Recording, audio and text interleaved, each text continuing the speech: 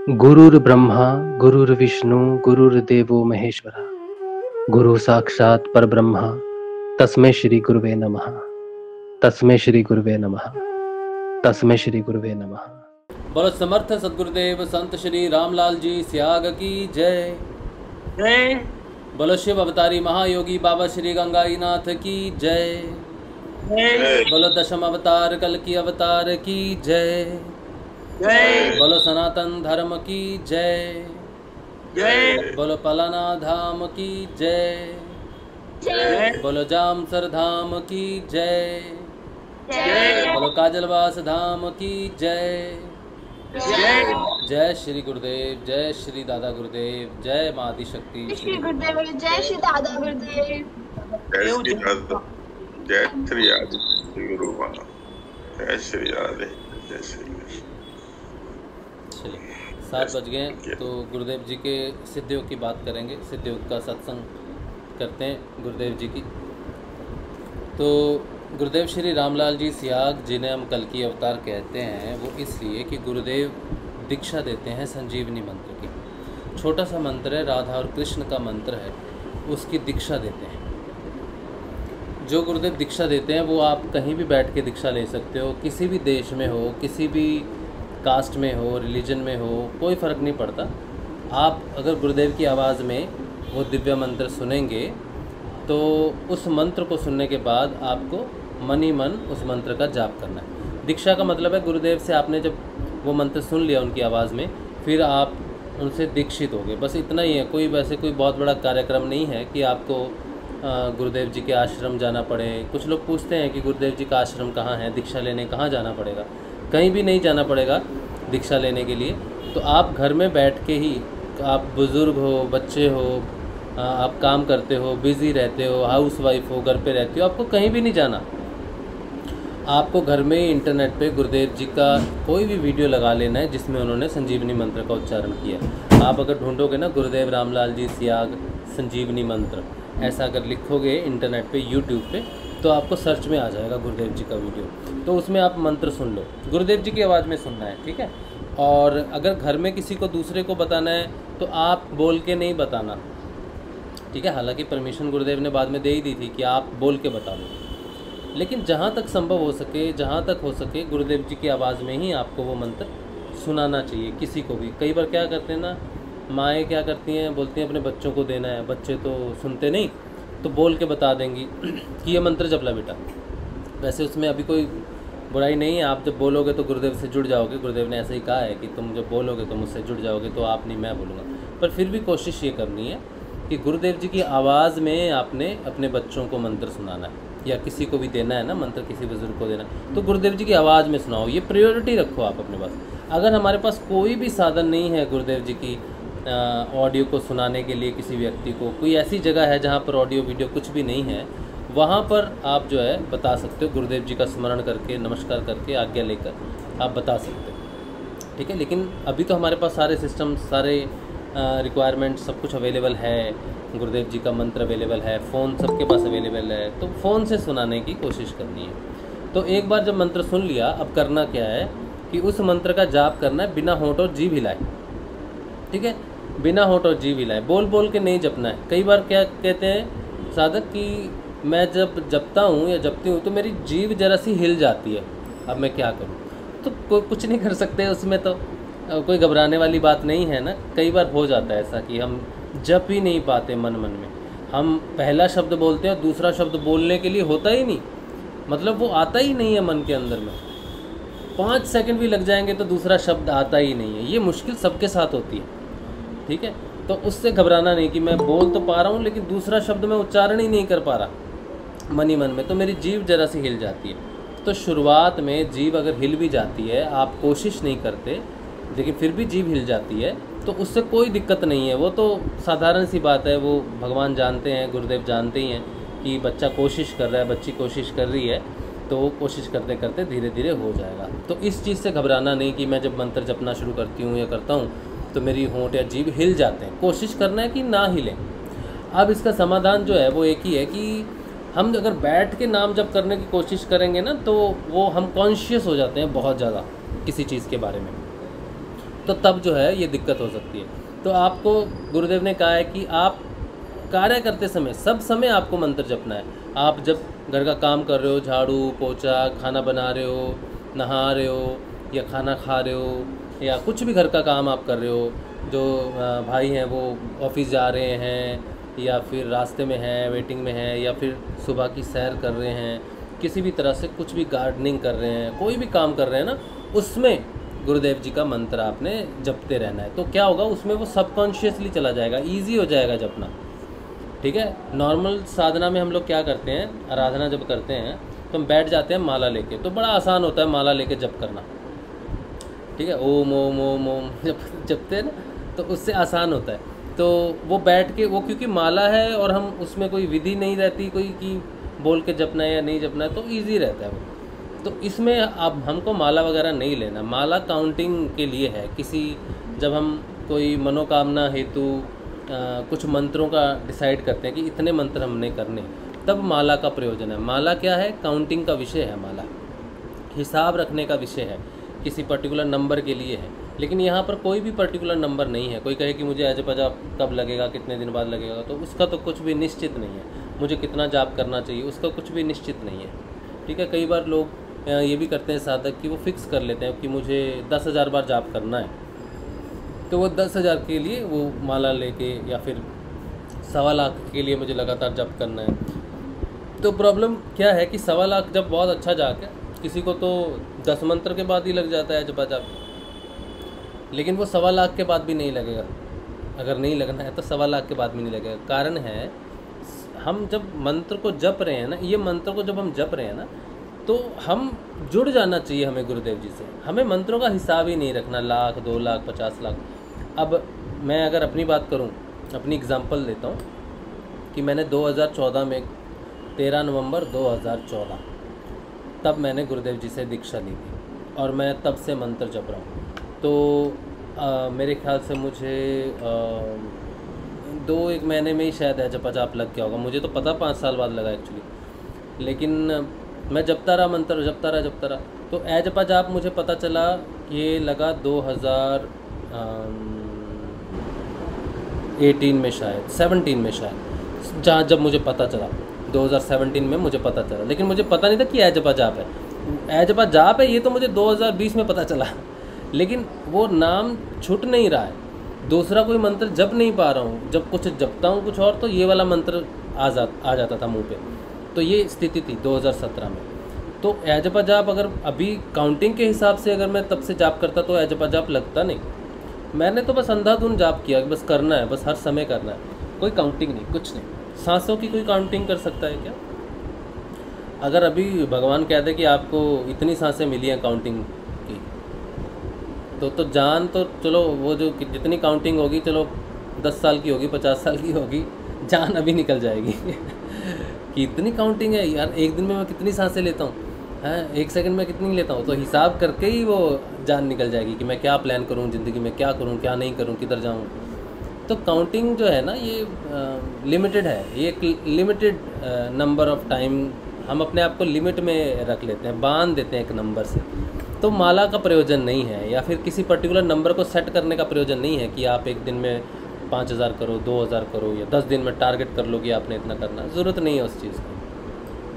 ज़रूरत किस चीज़ की है कि मैं हर समय करूँ, मैं हर समय उसका नाम जाप करूँ। कोई कुछ अचीव नहीं करना है ना, तो जपा जाप आपको अचीव करना है, आप कर नहीं सकते। टारगेट रख लोगे ना जपा जाप लगना, तो अचीव नहीं कर पाओगे। मुझे नाद सुनना है, नहीं सुन पाओगे। मैं खुद की एग्जांपल देता हूँ यहाँ पर। मुझे पता नहीं था जपा जाप क्या होता है, नाद क्या होता है, तो मैंने मंत्र जपता रहा। लेकिन मैंने नंबर तो बहुत जपा, मंत्र तो बहुत जपा, लेकिन मुझे प्रयोजन पता नहीं था कि जपा जाप भी होता है या फिर नाद भी होता है, ऐसा कुछ होता है। मुझे 5 साल तक पता नहीं था, कोई बताने वाला भी नहीं था, और किसी के टच में भी नहीं था मैं उस समय। और बहुत सारी चीज़ें मैं करता था एक साथ, कभी सूर्य उपासना, कभी शिव उपासना, इस तरह। तो मुझे नहीं पता, मैं जाप कर रहा हूँ, नहीं पता। अब मैंने समर्पण से नहीं की वो चीज़। मेरी कंडीशन रखी हुई थी गुरुदेव जी के साथ। कंडीशन ये थी कि गुरुदेव जी आप मुझे बीमारियों से मुक्त करो।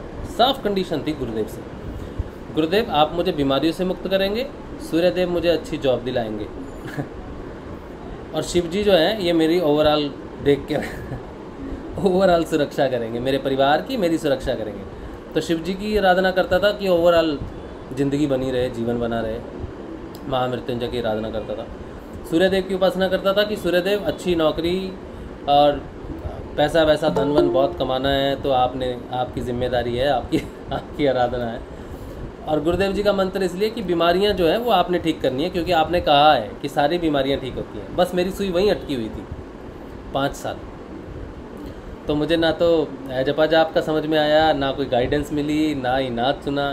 2019 में जाके जब मैं परेशान हो गया बहुत ज़्यादा जीवन में, सारी चीज़ें घोल मोल हो गई थी, उसके बाद जाके जब मैंने कहा कि अब नौकरी भी आपकी, तरक्की भी आपकी, परिवार भी आपका, मैं भी आपका, बीमारियां भी आपकी, जीवन भी आपका, मृत्यु भी आपकी, सब कुछ आपका है, आपके सिवा और कोई भी नहीं है। ये 2019 की घटना है, अक्टूबर की, क्योंकि मैंने कुछ मेडिकल रिपोर्ट्स करवाई थी और मेडिकल रिपोर्ट्स में मुझे बहुत सारी डिफ़िकल्टीज आई थी। उस समय छाती में दर्द होने लग गया था और रीढ़ की हड्डी जो है वो पूरी चिपक गई। हमारी रीढ़ की हड्डी क्या होती है? बेंड होती है। हाँ, हम बैठ सकते हैं, मुड़ सकते हैं, झुक सकते हैं, गर्दन हिला सकते हैं, तो वो सारी जो रीढ़ की हड्डी है ना वो फ्यूज़ हो गई। स्पॉन्डिलाइटिस, एंकिलोजिंग स्पॉन्डिलाइटिस की एक स्वीयर डिसीज़ है, तो वो हो गई। उसके साथ पहले से एक डिसीज़ तो थी अल्सरेटिव कोलाइटिस, वो पेट की भयानक डिसीज़ है।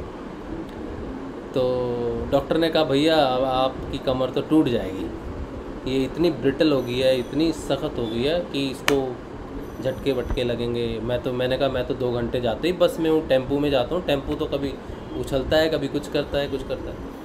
तो उन्होंने कहा भैया ये तो मामला बहुत ख़राब हो गया।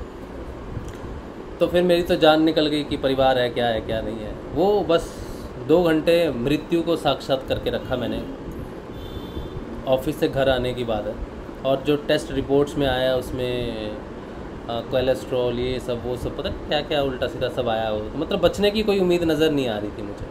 तो मैंने कहा चलो 6-8 महीने की ज़िंदगी है, ये गुरुदेव जी का नाम जपेंगे। तो वो गुरुदेव जी के नाम कर दिया सब कुछ। वहाँ से जब मैंने जाप करना शुरू किया तब जाके मेरे को कनेक्शन होने शुरू हुए गुरु भाइयों के साथ, कि कोई गुरु भाई भी होता। मुझे तो पता ही नहीं था गुरु भाई क्या होता है 5 साल तक। गुरु भाई है कोई, फेसबुक पे भी गुरुदेव के पेजेस होते हैं, गुरुदेव की पोस्ट्स होती हैं। फेसबुक पे मैं कब से हूँ? बहुत देर से हूँ, 2008-9 से हूँ शायद, तब से जब फेसबुक है तब से ही हूँ, और सब जगह हूँ। लेकिन कभी यूट्यूब पे भी गुरुदेव जी की पोस्ट के अलावा कभी 1-2 पोस्ट, उसके अलावा कुछ नहीं था। तो कहने का मतलब मेरा ये बताने का मतलब ये है कि जब तक हम समर्पित नहीं होते गुरुदेव जी को, तब तक ना तो जपा जाप प्रकट होता है, ना ही नाद प्रकट होता है। तो 2019 में अक्टूबर में मैंने समर्पण किया सारी चीज़ों का, सिर्फ एक तत्व को मान लिया, एक गुरु को मान लिया, ब्रह्मा विष्णु महेश को धारण कर लिया। आप जहाँ भी हो, जिधर भी हो, आपको नमस्कार, सबको प्रणाम करके सिर्फ गुरुदेव की शरण में लिया। बहुत लंबी चौड़ी सी कहानी है वैसे तो। उस समय तो मैं शनि आराधना भी करता था, जो लोग नए जुड़े उनको नहीं पता। शनि आराधना, शनिदेव का तो मैं मतलब ऐसा भक्त रहा हूँ कि शनिदेव की पूजा के बिना तो हमारा हफ्ता निकलता नहीं था। शनिदेव को मैंने स्वप्न में भी देखा, उनसे बात भी स्वप्न में मैंने की है, और उनकी कृपा ही मुझ पे बरस रही है। ऐसा उन्होंने मुझे संकेत भी दिया था कि मेरी ही कृपा है तुझ पे इस समय, जो तू कुछ है, तेरा खाना पीना कुछ चल रहा है, और मैं ये जानता भी था कि उन्हीं की है। तो मैं उनको छोड़ना मेरे लिए सबसे ज़्यादा मुश्किल था। जैसे हम लोग कई बार क्या करते हैं, कोई खास आराधना करते हैं ना, माँ की आराधना करते हैं, हनुमान जी की करते हैं, देवी की करते हैं, तो हमारे लिए क्या होता है, हम बचपन से कर रहे हैं, कुछ करते हैं, मुश्किल हो जाता है। छोड़ना तो किसी को भी नहीं होता है, बस गुरु की आराधना के लिए परमिशन लेनी पड़ती है कि मैं गुरु जी की आराधना करना चाहता हूँ, गुरु की आराधना करना चाहता हूँ, आपका साक्षात्कार करना चाहता हूँ अंदर। तो शनिदेव को मुझे याद है आज भी, मैं रिपीट कर रहा हूँ, बहुत बार रिपीट किया मैंने, लेकिन कुछ नए साधक हैं इसलिए मैं आज रिपीट कर रहा हूँ इस बात को, कि मैं जब बहुत आराधना करता था शनिदेव की, तो मैंने सब कुछ तो छोड़ दिया, लेकिन शनिदेव की आराधना नहीं छोड़ पाया। शनिवार को मंदिर जाते थे, 2019 की बात है ये, और शनिदेव को पूजा अर्चना देते थे। अब जब ये हुआ डिसाइड कि अब सब कुछ त्यागना है तो शनिदेव को कैसे करें, तो मैंने शनिदेव और गुरुदेव को एक ही साथ देखना शुरू कर दिया था। मेरी चालाकी थी कि मैं बुद्धू बना दूंगा गुरुदेव जी को कि गुरुदेव और शनिदेव एक ही हैं। तो जब भी मैं कोई गलती करता था मेरे घुटने पे चोट लगती थी। शनिदेव की आराधना में घुटने पे चोट लगती थी मुझे हमेशा, तो मैं बहुत बुरी तरह सड़क पे गिरा और घुटने के साथ साथ पीठ तो वैसे ही मेरी ख़राब हो चुकी थी। तो वो बहुत ज़ोर से मेरे को झटके लगे, मरण अवस्था हो गई थी, इतनी ज़्यादा तकलीफ़ हुई थी मुझे। 4 लोगों ने बिठाया मुझे कि ये जवान लड़का है, इसको क्या हो गया। 37-38 साल होंगे तब मैं। तो फिर मैं समझ गया कि ये गलत है, ये चालाकी नहीं चलने वाली। फिर मैं गया शनिदेव जी के पास। मैंने उन्हें कहा कि शनिदेव, जो भी आपने कृपा की, बड़ी दयालु हैं आप, सबको गुरु की आवश्यकता होती है, मुझे भी है। तो मैं अपने गुरु का अनुसरण करना चाहता हूँ सच्चे हृदय से। आपको मैं नमस्कार करता हूँ। बाहरी पूजा मैं आज के बाद नहीं करूँगा। बाहर से मैं आपको आज सबके बाद रिकॉग्नाइज़ नहीं करके, आपके अंदर ही दर्शन हो। आप मेरे हृदय में आज, जहाँ भी आपका स्थान है मेरे शरीर में, देवी देवताओं का वास आपके शरीर में ही होता है, तो आपका जहाँ भी वास है आप विराजमान हो जाइए। गुरु की कृपा से ही अब आपके दर्शन होंगे अंदर। तो मुझे आज्ञा दीजिए, आशीर्वाद दीजिए कि मैं अपने गुरु की आराधना कर सकूँ। मैंने शनिदेव जी को पूजा अर्चना की, माथा टेका।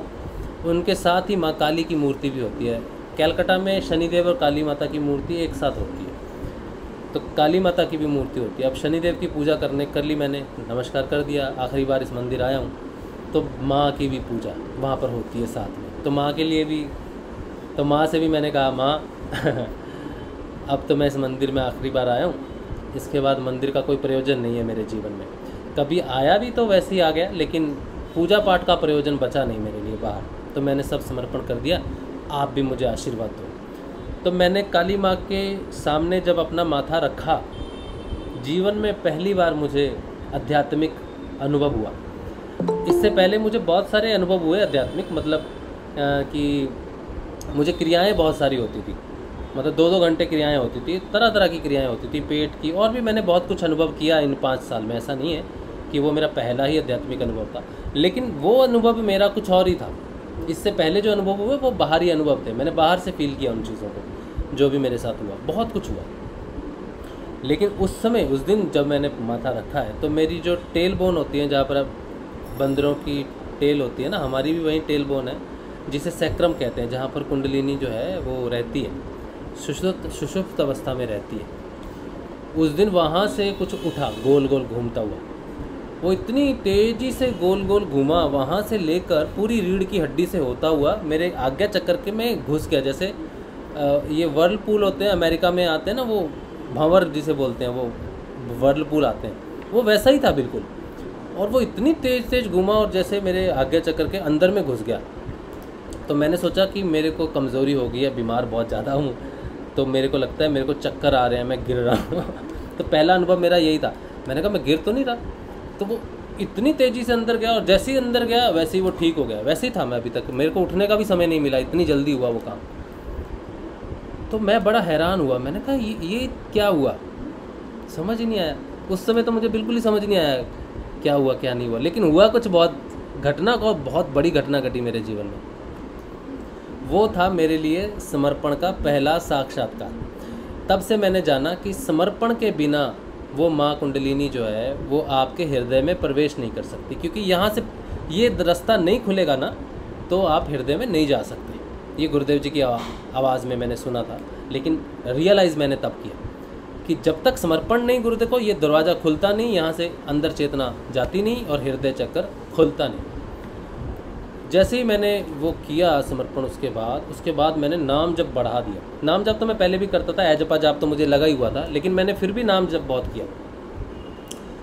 तब मुझे पहली बार भगवान के दर्शन हुए। ध्यान में हुए, ना तो निद्रा में हुए और ना ही सोते हुए थे। पहली बार ध्यान में मुझे भगवान के दर्शन हुए। उस समय मैं ऑफिस में ध्यान करता था, क्योंकि दोपहर को ऑफिस, सुबह तो ध्यान नहीं कर पाता था, तो ऑफिस में जाता था। लंच से पहले मैं ध्यान करता था। एक खाली रूम मुझे मिल जाता था, वहाँ पर मैं ध्यान करता था। तो मुझे पहली बार शायद मैंने उनकी आराधना की हो, या मुझे पता नहीं क्या सिस्टम है पुराने जीवन का, क्या हुआ क्या नहीं हुआ, लेकिन मुझे पहली बार गणेश जी के दर्शन हुए और उन दर्शनों को मैं कभी नहीं भूल सकता। और वो दर्शन इतने सूक्ष्म थे, इतने कम समय के लिए थे कि मन को पता ही नहीं कि वो मन को जैसे ही दिखा, मैं तो ध्यान में था उस समय, तो जैसे ही ध्यान में मैंने उनके दर्शन किए, मैं आज भी आंखें बंद करता हूँ तो मेरे सामने वो छवि आ जाती है। और वो एक क्षण भी नहीं रहा उस समय। जैसे ही मन को पता चला इसने कुछ देखा है कि ध्यान में इसने कुछ देख लिया है, वो जैसे ही मन जागा समझने के लिए कि क्या है, वो गायब। उसके बाद परिवर्तन जीवन में शुरू हुआ। गणेश जी क्या है? गणेश जी हमारे ज्ञान के देवता हैं, जिन्होंने सारे महाभारत लिखी है, ग्रंथों को लिखा है। सबसे अगर नॉलेजेबल कोई देवता है तो गणेश जी। गणेश जी ने अपने दांत से जो भी लिखा था महाभारत को, ऐसा सुनने में आता है। और भी गणेश जी की बुद्धि के तो कई कहानियाँ हैं। जब कार्तिकेय जी और गणेश जी को कहा था कि आप ब्रह्मांड का चक्कर लगा के आओ, पृथ्वी का चक्कर लगा के आओ, तो गणेश जी की बुद्धि कितनी तीव्र थी, कितनी ज़्यादा थी कि उन्होंने अपने माता पिता का जो है चक्कर लगा के अपनी बुद्धिमत्ता का प्रमाण दिया था। तो वो दिन जब मुझे दर्शन हुए उनके, उस दिन के बाद मेरे जीवन में ज्ञान की धारा बहने लगी।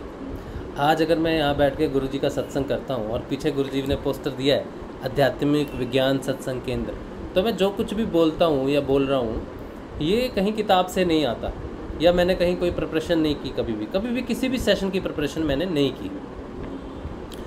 मुझे जब भी कोई प्रश्न होता है, आध्यात्मिक प्रश्न होता है, तो मैं गुरुदेव जी की तस्वीर से पूछता हूँ और उस प्रश्न का हल मुझे उसी समय मिल जाता है।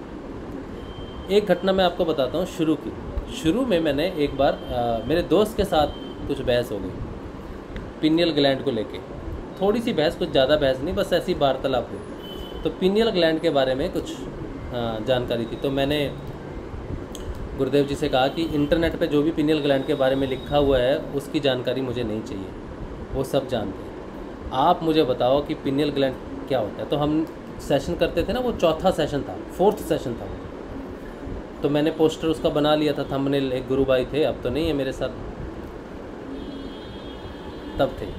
तो उन्होंने वो बना के दे दिया कि मैंने उन्हें कहा कि कल हम ये सेशन करेंगे, इसका थंबनेल बना दो। तो थंबनेल बन चुका है, लेकिन पता कुछ भी नहीं है कि होता क्या है पिनियल ग्लैंड। लेकिन पिनियल ग्लैंड पे बात करनी है कल शाम को।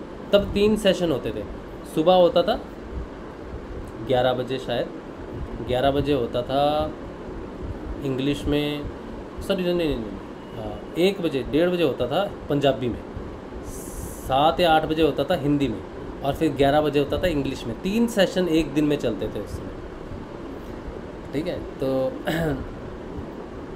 बनवा लिया और रात को हम सो गए, तो पता कुछ भी नहीं है पिनियल ग्लैंड क्या होता है। तो मैंने गुरुदेव से प्रार्थना की कि गुरुदेव अब कल सेशन है तो बस देख लेना। वो मेरे जीवन का एक ऐसा महत्वपूर्ण साक्षात्कार है कि जब ईश्वर आपकी मदद करते हैं ना, तो सच्चे मन से अगर आप जुड़ जाते हो या आपको कोई रिस्पॉन्सिबिलिटी दी जाती है तो निभाते भी गुरुदेव ही हैं। अगर आज ये सत्संग हो रहा है तो इसका कारण या मैं नहीं हूँ। मैं बैठता हूँ या बोलता हूँ, मुझे आज भी याद नहीं रहता। सेशन ख़त्म होने के बाद भी मैं भूल जाता हूँ कि सेशन किस विषय पे हुआ था। मुझे समय लगता है सोचने में कि क्या क्या बात हुई थी आज। ऐसा हमेशा से होता है।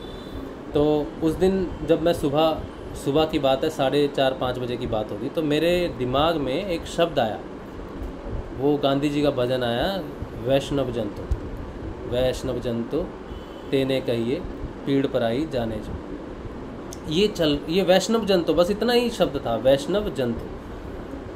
तो मैं जब वो बार बार चल रहा है, ना मैं सोया हुआ हूँ ना जागा हुआ हूँ, वो चल रहा है मेरे दिमाग के अंदर में।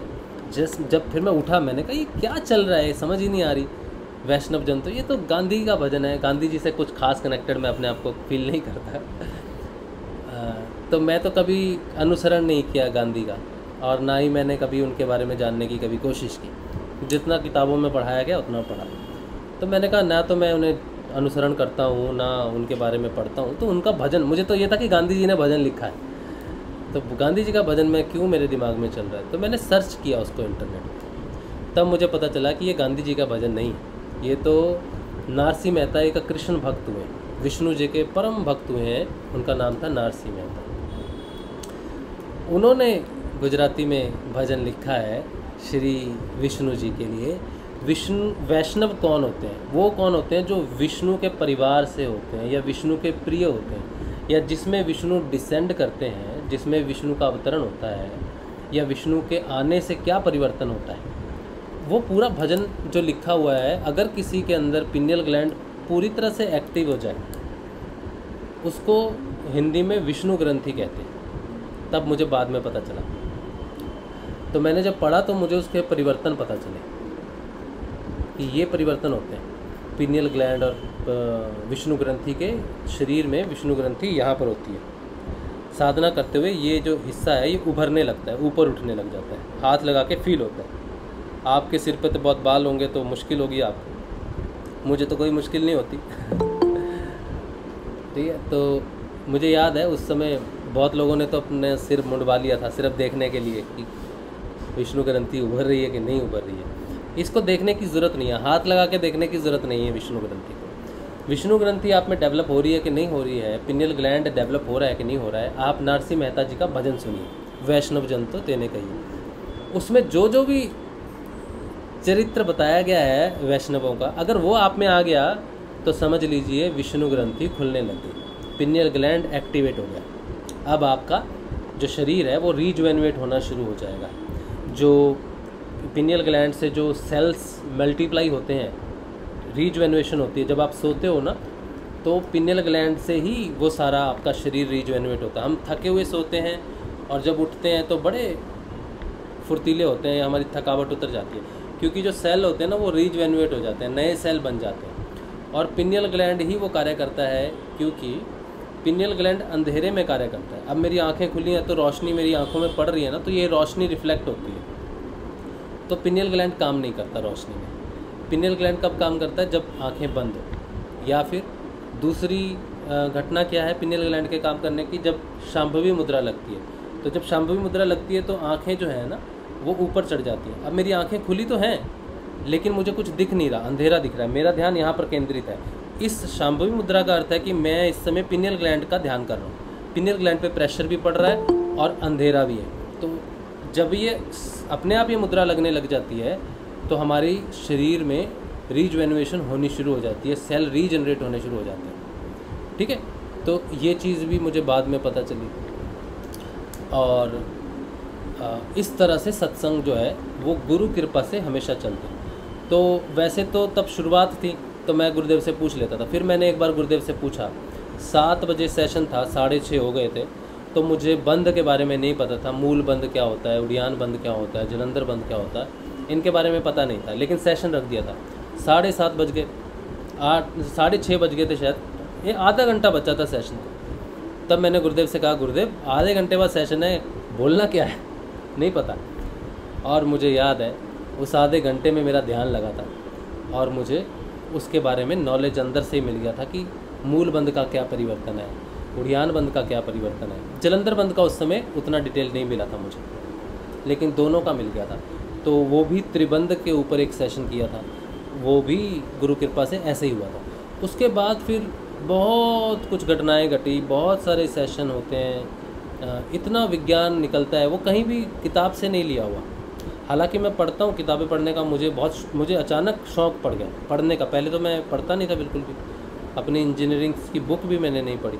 लेकिन जैसे ही ये घटना घटी, गणेश जी का दर्शन हुए, उसके बाद पता नहीं क्या हो गया, मुझे आध्यात्मिक किताबें पढ़ने का बहुत ज़्यादा शौक़ हो गया। और आध्यात्मिक किताबें मैं वो नहीं पढ़ता जो ईज़िली अंडरस्टैंडेबल हैं या जो लिखी हैं और पढ़ के आपको समझ में आ जाए, ऐसा नहीं पढ़ता मैं वो किताबें पढ़ता हूँ जिसको पढ़ने के लिए माँ श्रुति की कृपा चाहिए आपको। बिना माँ श्रुति के आप ग्रंथों का अध्ययन करके भी उनका रस नहीं ले सकते। आप पढ़ सकते हो लेकिन आपको उसका रस नहीं मिलेगा, उसका ज्ञान नहीं मिलेगा, क्योंकि वो जो अक्षर हैं वो जब लिपिबद्ध होते हैं ना, वो माँ श्रुति है। अक्षर क्या है? अक्षर ब्रह्म है, परमात्मा है। ठीक है, मैं कहूँ कृष्ण, तो ये कृष्ण क्या है? अक्षर ब्रह्म है, ये कृष्ण का नाम है। अक्षर में ब्रह्म समाया है, लेकिन ब्रह्म नहीं है, उसका ज्ञान भी नहीं है। अब इसमें जो शक्ति है, कृष्ण में जो शक्ति है, ये माँ श्रुति की है, माँ शक्ति की है।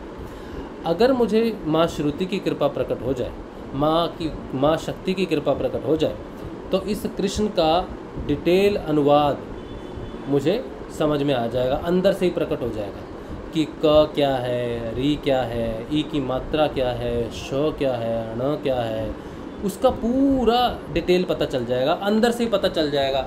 अंदर ही वार्तालाप में सब कुछ आपको मिल जाएगा, अपने आप से ही आपका वार्तालाप होकर आपको सब कुछ मिल जाएगा, बाहर से पढ़ने की ज़रूरत नहीं पड़ती। तो जब ग्रंथों का अध्ययन किया जाता है गुरु के माध्यम से, गुरु की कृपा से, जब साधक द्विज बन जाता है, उस पर माँ श्रुति की कृपा होती है, ठीक है। और जिस साधक पे माँ श्रुति की कृपा, और सब पे नहीं होती, माँ श्रुति की कृपा सब पे नहीं होती, क्योंकि वेदों का अध्ययन सबके लिए नहीं है, सबको नहीं दिया जाता, चुना जाता है।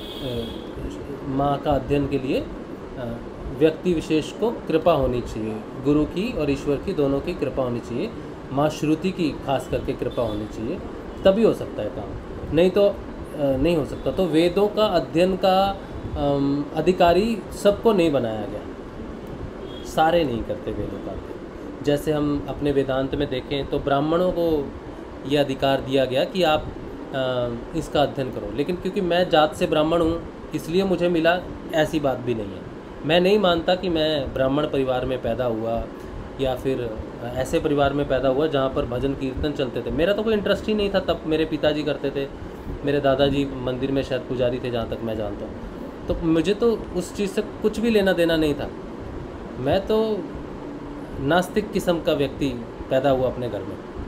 माता पिता ने जो कहा मैंने अनुसरण किया, उन्होंने कहा पूजा करो तो मैंने पूजा की, उन्होंने कहा ये करो तो मैंने सब कुछ, उनकी सारी बातें मानी, लेकिन मेरा अंदर से कोई इंटरेस्ट नहीं था। तो मैं ब्राह्मण हूँ बोल के मुझ पर कृपा हुई, ऐसी भी बात नहीं है। मुझ पर कृपा इसलिए हुई कि मैंने गुरुदेव जी को समर्पण किया, शायद इसलिए हुई। गुरु है तो गुरु की कृपा, जात की कोई इसमें बात नहीं आती। और दूसरी बात यह है कि मुझे शायद मैंने आराधना की हो गणेश जी की, पता नहीं, मुझे ये भी याद नहीं है।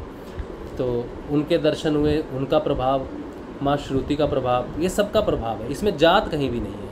अगर मैं किसी और जात, निम्न जात जो आज बोलते हैं कि नहीं ये ऊंची जात है, ये नीची जात है, जैसे गुरुदेव कहते हैं कि मैं जाट हूँ, जाट को तो अधिकार ही नहीं है अध्यात्म की बात करने का, ये तो ब्राह्मणों का काम है। तो मैं अगर जाट में होता या फिर मैं किसी और ऐसी जात में पैदा होता जो नहीं करते अध्ययन, ठीक है, उसमें होता तो भी ये प्राप्त हो जाता। तो ये उसके हिसाब से नहीं है कि मैं पैदा, मेरा शरीर किस जाति में पैदा हुआ उससे नहीं मिला मुझे ये सारा कुछ। ये जो भी मिला प्रकाश मुझे मेरी साधना से या मेरे परिवार की साधना से, गुरु कृपा से। और सबसे बड़ी जो बात मैं मानता हूँ, माँ श्रुति की कृपा होनी अति अनिवार्य है। तो उनकी कृपा से सारी चीज़ें घटना घट रही है। अब जब मैंने गुरुदेव जी को चैलेंज किया, मैंने कहा गुरुदेव आपकी जो किताब है ना, बाइबल की भविष्यवाणी, आप सब ने पढ़ी होंगी लेकिन आपको समझ में नहीं आएगी, जल्दी नहीं आएगी। आपको लगेगा आपको समझ में आ गई, लेकिन नहीं आती। मैंने उसका पहली बार अध्ययन किया तो मुझे लगा समझ में आ गई, दूसरी बार किया तो अब आ गई शायद समझ में, तीसरी बार किया तो नहीं अब आई है समझ में, और फिर सेशन किए तब लगा कि अब आई समझ में, और फिर से एक बार सेशन किए तो लगा नहीं अब आई है। तो वो हर बार इतनी गहन चली जाती है, इतनी, अभी तो इतने रहस्य खुले हैं उस पुस्तक में जो मैंने सेशन किए थे। बाबा गंगाई नाथ जी का रहस्य खुला, गुरुदेव जी का रहस्य खुला, एक आत्मा का रहस्य खुला, अद्वैत का रहस्य खुला, सत्य की आत्मा, बहुत कुछ रहस्य खुले उस बुक से। उसके बाद मैंने गुरुदेव जी को चैलेंज किया कि गुरुदेव ये तो आपकी बुक है, आपने पढ़ा दी, मैं भी आपका अनुसरण करता हूँ। चैलेंज ये है कि ये पुस्तक ख़त्म होते ही पतंजलि अष्टांग योग अगर आप पढ़ा दो और समझा दो तो मैं समझूंगा कि कुछ घटना घट रही है। ये मैंने गुरुदेव जी से कहा, क्योंकि पतंजलि एक ऐसी बुक है, अष्टांग योग ऐसी बुक है, 195 सूत्र है उसमें। वो गुरुदेव कहते हैं वो तिलिस्मी किताब है, अगर आप पढ़ोगे ना तो आपको तिलिस्मी किताब लगेगी, कुछ समझ में नहीं आएगा उसमें। तो मुझे भी कुछ नहीं पता था, लेकिन मैंने चैलेंज किया गुरुदेव को, ये पढ़ा दो तो माने। और आप यकीन नहीं करोगे, पतंजलि अष्टांग योग केवल्य पद तक पढ़ी हमने, और जिस दिन जो पढ़ना होता था उससे पहले मुझे वो अनुभव हो जाता था। वो जो पढ़ना होता था वो जैसे विभूतिपात करना है, तो मेरा 7 दिन 10 दिन पहले से वो सारे अनुभव मुझे होने शुरू हो जाते थे, ध्यान में वो चीज़ें, वो प्रश्न आने शुरू हो जाते थे। अभी मैंने पढ़ा नहीं विभूतिपाद में क्या लिखा है, विभूतिपाद होता क्या है, कुछ नहीं पता, विभूति के बारे में भी नहीं पता विभूति होती क्या है। वो सारी चीज़ें 7-8 दिन पहले ही मेरे ध्यान में वो अपने आप मंथन होकर प्रकट होनी शुरू हो जाती थी चीज़ें। और जब मैं किताब पढ़ता था तो मुझे लगता था यार ये तो मुझे पता है, ये तो मुझे पता है, ये तो मुझे पता है, ये तो ईजी है। तो जब सेशन में बैठता था तो 10 गुना ज़्यादा, 20 गुना ज़्यादा ज्ञान प्रकट होता था सेशन के माध्यम से। ऐसे कई चमत्कार सेशंस में हुए हैं जो मैंने कहे हैं। इवन जीसस का पता चलना, जीसस की बाइबल का पता चलना। और सबसे बड़ा चमत्कार जो हुआ वो ये था कि, चमत्कार कह रहा हूँ मैं, वैसे तो है ही चमत्कार। एक बार मैंने ठान लिया कि ऋषि अरविंदो की बुक पढ़नी है मुझे। अब ऋषि अरविंदो को पढ़ना कोई आसान बात नहीं है। मतलब अगर इस दुनिया में 750 करोड़ लोग हैं ना, तो उसमें से 750 लोग चुन लो विद्वान पंडित लोग चुन लो 750, और 750 में से 7 लोग चुन लो, उन 7 में से 1 चुन लो, वो स्वयं महर्षि अरविंदो ही होंगे जो अपने आप को समझ सकते हैं। इसके अलावा बाकी जितने भी हैं पूर्ण रूप से उनको नहीं समझ सकते। मतलब इतने कठिन है महर्षि अरविंदो। लेकिन मैं थोड़ा सा ताव में आ गया कि पतंजलि पढ़ लिया, पतंजलि पढ़ेंगे, कुछ ऐसा चल रहा था, शायद पढ़ा था कि नहीं पढ़ा था मुझे याद नहीं। मैंने कहा ऋषि महर्षि के बारे में गुरुदेव बात करते हैं ना, पढ़ते हैं तो उनकी पहली पुस्तक मेरे हाथ लगी सावित्री। तो मैं रात को पढ़ता था उस समय सोने से पहले, तो मैं रोज़ एक पन्ना पढ़ता था, फिर दूसरा, फिर तीसरा। तो मैं 7 पन्ने पढ़ के जब 7वें 8वें पन्ने पे पहुंचता था तो पिछला भूल जाता था, पीछे क्या था भूल गया। मैंने कहा ये क्या चक्कर हुआ। फिर मैंने पढ़ा, 2-3 पन्ने पढ़े, चौथे पन्ने पे गया तो फिर पीछे के 3 भूल गया। मैं क्या पढ़ के आ रहा हूँ। तो कुछ भी सार नहीं बन रहा था, कुछ भी समझ नहीं आ रहा था। तो मैंने बड़ी दिन कोशिश की, 10 एक दिन शायद कोशिश की होगी पढ़ने की रोज़। लेकिन जब मैंने सोचा कि मैंने क्या पढ़ा है कुछ भी नहीं, ज़ीरो। फिर मैंने गुरुदेव को कहा, गुरुदेव ये पढ़ाओ तो जाने सावित्री पढ़ाओ तो जाने कि कुछ घटना घट रही है। उससे पहले तो गुरुदेव को चैलेंज मैंने बहुत दिए और गुरुदेव ने सारे पूरे किए। तो मैंने सावित्री का चैलेंज दिया और नई बात है, बहुत नई बात है। शायद पहला चैलेंज शायद सावित्री का ही होगा, मुझे अभी कुछ भी याद नहीं है, सब पीछे की बात है ना, 2 साल पहले की बात है। तो कौन सी घटना पहले घटी, लेकिन ये चैलेंज जरूर दिए थे मैंने। पतंजलि का भी चैलेंज दिया था, बाइबल की भविष्यवाणियों का भी दिया था, पिनियल ग्लैंड का भी दिया था, त्रिबंध का भी दिया था और सावित्री का भी दिया था। शायद सावित्री का सबसे पहले दिया हो, मुझे याद नहीं कुछ भी अब वो सेशन कितना नंबर सेशन से हुआ, 4था 5वां नंबर सेशन, वो भी शुरू की बात है शायद। तो हम सेशन कर रहे थे और उसमें हम बात कर रहे थे, शायद पिनियल ग्लैंड की ही बात हो रही होगी, पता नहीं, 4था 5वां सेशन था वो। उसका हेडिंग था शायद सनातन धर्म, मुझे याद नहीं, अभी कुछ भी याद नहीं है मुझे उसका पढ़ते पढ़ते सावित्री क्या है प्रकट हो गया उस समय। वो आधा सेशन तो सिर्फ गुरुदेव के विषय में बात करते थे कि ये सिद्ध योग है, इसमें मंत्र जपना होता है। तो आधा घंटा गुरुदेव की विषय में बात होती थी। उसके आधे घंटे के बाद में क्या नहीं, अभी तो मैं नहीं ले सकता कॉल, तो शायद समाधि का दर्शन पता नहीं, अभी नहीं ले सकता बाद में। तो क्या बोल रहा था मैं, हाँ, सेशन में वो शुरू हो गया अचानक, सावित्री क्या है, सत्यवान कौन है, जीसस क्या है, जीसस की फ़िलॉसफ़ी क्या है। जीसस की सारी फ़िलॉसफ़ी सावित्री के माध्यम से मुझे समझ में आ गई। सावित्री कौन है, सत्यवान कौन है, क्या घटना है, मैं कौन हूँ, सावित्री कहाँ है, मेरे जीवन में सावित्री कौन है, मैं कौन हूँ। सारी घटना उसमें सॉल्व हो गई कि मैं ही सत्यवान हूँ जो मृत्यु के बंधन में हूँ, क्योंकि मेरी मृत्यु एक दिन होनी है, शरीर की मृत्यु एक दिन होनी है, और मैं इस शरीर को ही स्वयं समझ रहा हूँ कि मैं राजशिव हूँ। ठीक है, मैं सत्यवान हूँ, ये रियलाइजेशन नहीं है। मैं सत्यवान का अर्थ है आत्मा, सत्य की आत्मा, स्वयं आत्मा कह लो, वो सत्यवान है। वो हमेशा मुक्त है मृत्यु से। आत्मा को तो कभी मृत्यु नहीं आती। लेकिन शरीर को आती है। तो शरीर भाव में जो चेतना है वो इंडिविजुअल चेतना है, वो सत्यावान नहीं है, वो मृत्यु के मुंह में है सत्यावान। उस सत्यावान को कहेंगे मृत्यु के मुंह में है। अब जो सावित्री है, माँ सावित्री, वो उसको रियलाइज़ करवाती है कि तू आत्मा है, तू कभी मर नहीं सकता। ये रियलाइजेशन को आत्मज्ञान कहते हैं। तो हमारे जीवन में हम सब सत्यावान हैं, और जो रियलाइजेशन है चेतना की, जो कुंडलिनी जो कार्य करती है, कुंडलिनी क्या करती है? कुंडलिनी जाग के 6 चक्रों का भेदन करती है, रास्ते को हटाती है, लाइट करती है और आपको ऊपर उठाती है, रियलाइजेशन करवाती है कि तू आत्मा है, तू शरीर नहीं है। तो सत्यावान मैं स्वयं हूँ, और माँ कुंडलिनी ही सावित्री के रूप में है, और गुरु के माध्यम से ये सारा कार्य हो रहा है। यही बात पूरी सावित्री जो है, अगर आप बाइबल पढ़ोगे और जीसस की बातें सुनोगे ना, उन्होंने जब कहा कि कब्रें खुलेंगी, मुर्दे जागृत होंगे, ठीक है, और वो सब बातें हैं, उसमें बहुत कुछ एक्सप्लेन किया था उस चीज़ के बारे में कि कब्रों का खुलने का अर्थ क्या है। उसने कहा कि कब्रें खुलेंगी, मुर्दे जिंदा होंगे।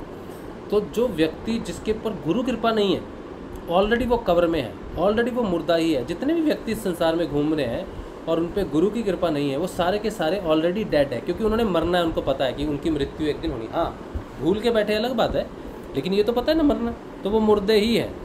गुरु कृपा से आत्मा चेतन होती है, चेतन होकर अपने आप को रियलाइज़ करती है। ये चेतना का जागृत होना ही मुर्दों का जागृत होना है, या कब्रों का खुलना है, ठीक है।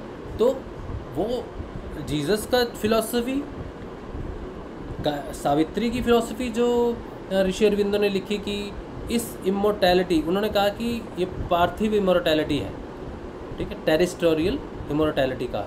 टेरिस्टोरियल का मतलब क्या है कि जो शरीर है आपका, ये मरता है एक दिन, इसको इमोर्टल करने का योग है। सावित्री का अर्थ है कि आत्मा को जागृत करके इस शरीर को भी जागृत किया जा सकता है। ये शरीर को कभी मृत्यु नहीं आएगी, ऐसा योग है सावित्री, ठीक है। तो वो सावित्री इस राज शिव को इमोर्टल कर रही है, ऋषि अरविंदो की फिलॉसफी है, ठीक है। वो असेंड करने के लिए नहीं, उनकी फिलॉसफी असेंड करने वाली नहीं है ऋषि अरविंदो की। ऋषि अरविंदो की फिलॉसफी है डिसेंड डाउन, चेतना को डिसेंड करके मिनिमम मैटर तक लेके जाना, और मैटर में ही प्राण है, मैटर में ही लाइफ है, मैटर में ही सब कुछ है। ये मैटर को रियलाइज करवाना कि तेरे में है और तू उन चीज़ों को कंटेन करता है। अगर तू चेतना को कंटेन कर सकता है तो तू खुद भी चेतन हो सकता है। तो मृत को अमृत करना और जीवन को संजीवन करना, ये फिलॉसफी है सावित्री की। वो इतना बड़ा ग्रंथ है वो सावित्री का, और लिखा श्री अरविंदो ने ऐसे है कि आप उसको समझ नहीं सकते। लेकिन गुरु कृपा, माँ श्रुति की कृपा ऐसी है कि इस दुनिया में ऐसे भेद हैं जो अपने आप प्रस्तुत हो जाते हैं। हृदय कोई छोटी चीज़ नहीं है। इस हृदय में, साधारण मनुष्य के हृदय में झूठ रहता है, ठीक है, असत्य रहता है, अस्तेय रहता है, असंतोष रहता है। ये तीनों जहर है, ये हृदय को पल पल मारते हैं। हर एक झूठ के साथ हृदय कमज़ोर होता है, हर एक असंतोष के साथ हृदय कमज़ोर होता है, हर एक अस्तेय के साथ, अस्तेय का मतलब है मैं इकट्ठा कर लूँ, मैं ये भी ले लूँ, मैं वो भी ले लूँ, ये लालच है। इन सब के साथ हृदय कमज़ोर होता है। असल में हृदय में तो भंडार भरे हुए हैं, अमृत भरा हुआ है, यही है अमृत, यही है संजीवनी, यही वो परम परमेश्वर गुरु के रूप में विराजमान रहता है। हृदय के जागृत होने से ही चेतना जागृत होती है। हृदय से ही सुषुम्ना नाड़ी का प्रवेश है। सूक्ष्म जो डॉक्टर जो नहीं जा पा रहे ना सूक्ष्म में, वो सिर्फ भौतिक शरीर को मानते हैं, और इंटरनल मतलब हार्ट है, किडनीज हैं, ये सब है। लेकिन इंटरनल का मतलब सूक्ष्म शरीर नहीं है उनका, वो सुषुम्ना नाड़ी को नहीं मानते। तो सुषुम्ना नाड़ी का प्रवेश ही एक्चुअल में सूक्ष्म में प्रवेश है। हमारी चेतना जब जागृत होती है तो इस स्थूल शरीर के लिए नहीं होती, वो सूक्ष्म में जाती है। इस शरीर में तो हमारी बुद्धि कार्य करती है। और जैसे ही वो चेतन होता है, हृदय से चेतना जागृत होती है, आत्मा चेतन होती है, आत्मा जागृत होती है, वो सुषुम्ना नाड़ी में प्रवेश करती है। वो कहीं नहीं जाती, वो सीधा यहाँ उठ जाती है, यहाँ नहीं उठती, वो सुषुम्ना नाड़ी में प्रवेश करती है और वो हृदय से जुड़ी है। तो हृदय बहुत बड़ी चीज़ है। हृदय का खुलना, उस नाड़ी में प्रवेश करने के लिए वो जो नाड़ी का लॉक है या वेल्व कह लो, हृदय में वल्व होते हैं ना अलग अलग, है वेंटिकुलर वल्व और आर्टिकुलर वल्व। अब जो मेडिसिन पढ़ते हैं उनको पता होगा, तो वेल्व होते हैं खून को डालना, खून को निकालना। लेकिन चेतना को सुषुम्ना नाड़ी में प्रवेश करने के लिए भी समझ लो एक वल्व है। उस वल्व को खोलता है गुरु, चेतन, उसमें एंटर करता है द्विज।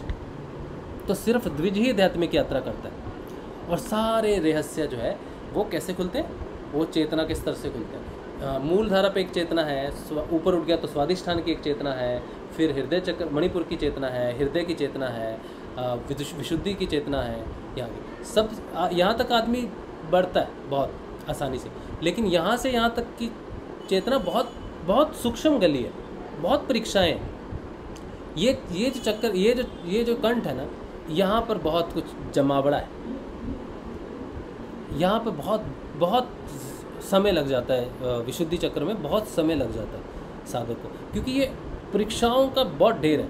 अब सोचो, अब ये जो उठ तो जाता है लेकिन क्लियर नहीं कर पाता, मतलब पूरा क्लियर नहीं कर पाता। अब 2% भी खुल गया तो चेतना ऊपर जा रही है, वो आपको आज्ञा चक्र से भी प्राप्त होगा, यहाँ से भी प्राप्त होनी शुरू हो जाएगी लाइट। लेकिन इसका पूर्ण रूप से खुलना, हृदय का पूर्ण खुलना, इसका खुलना, ये पूर्ण रूप से खुलना ही मेन है।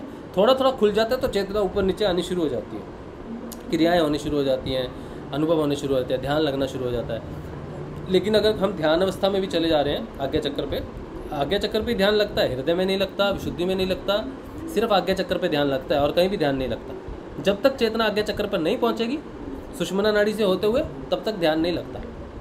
ठीक है, तो यानी कि मेरा ध्यान तब लगेगा जब मेरा हृदय चक्र भी थोड़ा सा ओपन है, विशुद्धि चक्र भी थोड़ा सा ओपन है, तभी तो चेतना वहाँ जाएगी ना, चाहे वो थोड़ा सा ही हो। 100 में से 1% भी ओपन होगा तो रोशनी जा सकती है उसमें से, लेकिन उसको पूरा खोलना वो समय का विषय, हमारी परीक्षाओं का विषय। तो सबसे ज़्यादा ये परीक्षाएं लेता है विशुद्धि चक्र। विशुद्धि का अर्थ क्या है? विष को अमृत में परिवर्तन करना, इसका कार्य है। तो जितना भी मेरे अंदर विष है, चाहे वो तामसिक गुण का हो, चाहे वो राजसिक गुण का हो, और सात्विक गुण का भी विष होता है। ऐसा नहीं है कि सात्विक गुण में विष नहीं होता, उसमें भी होता है। उसमें तो सबसे मुश्किल है निकलना, उसमें पता ही नहीं चलता कि वो विष है। वो तो इतना अच्छा लगता है प्रचार करना, गुरुदेव जी की बात करना। आप बहुत अच्छे इंसान हो जी, भजन करते हो, हाँ जी, हाँ जी, कीर्तन करते हो, हाँ जी, बहुत अच्छे हो, हाँ जी, गुरुदेव की बड़ी कृपा है, हाँ जी। तो ये आदमी के अंदर थोड़ा सा भर देता है, अहंकार भर देता है कि मैं विशेष हूँ तो विशेष होना ही जहर है। तो अब क्या है कि आप अगर एक स्टेप ऊपर उठते हो ना हृदय से, तो एक स्टेप नीचे भी जाते हो। अब चेतना यहाँ उठी तो नीचे भी गई और नीचे चलेगी, यहाँ पे गई तो नीचे मूलधारा पे चलेगी। तो जितना ऊपर उठती है चेतना, उतना नीचे भी उसके लिए प्रकाश ले जाना आसान हो जाता है। ऊपर से लिया प्रकाश नीचे जाएगा, फिर यहाँ से लिया प्रकाश नीचे जाएगा, लेकिन वो धीरे धीरे दोनों तरफ की यात्रा होती है। इसे कहते हैं द्विजी यात्रा, ऊपर भी नीचे भी, है ना। द्विज बोला था ना मैंने, द्विज बनता है। द्विज का मतलब जो 2 जन्म ले, द्विजी यात्रा का मतलब 2 तरफ की यात्रा, आध्यात्मिक यात्रा और संसारिक यात्रा, दोनों करता है वो। तो मूलधारा में जाएगा, लेकिन उतना ही जा पाएगा जितना ऊपर खुला है रास्ता, उतनी ही लाइट वहाँ से लेके नीचे जा सकता है, उतनी ही चेतना लेके नीचे जा सकता है। तो क्या होता है, हृदय धीरे धीरे खुलेगा, वो हृदय की चेतना नीचे के 3 चक्रों में उतनी जाती रहेगी। ये खुलता रहेगा और चेतना नीचे बढ़ती रहेगी, ये खुलता रहेगा, नीचे चेतना बढ़ती रहेगी, ये खुलता रहेगा, चेतना नीचे बढ़ती रहेगी। ये खुल जाएगा सहस्त्रार पे, जिस दिन चेतना असेंड कर गई और ध्यान, गहरे ध्यान में चले गए, समाधिस्थ हो गए, वो समाधि का जो प्रकाश है वो अब नीचे हो जाएगा, मूल धारा को प्रकाशित कर देगा, पूरा कंप्लीट परिवर्तन, पूर्ण योग।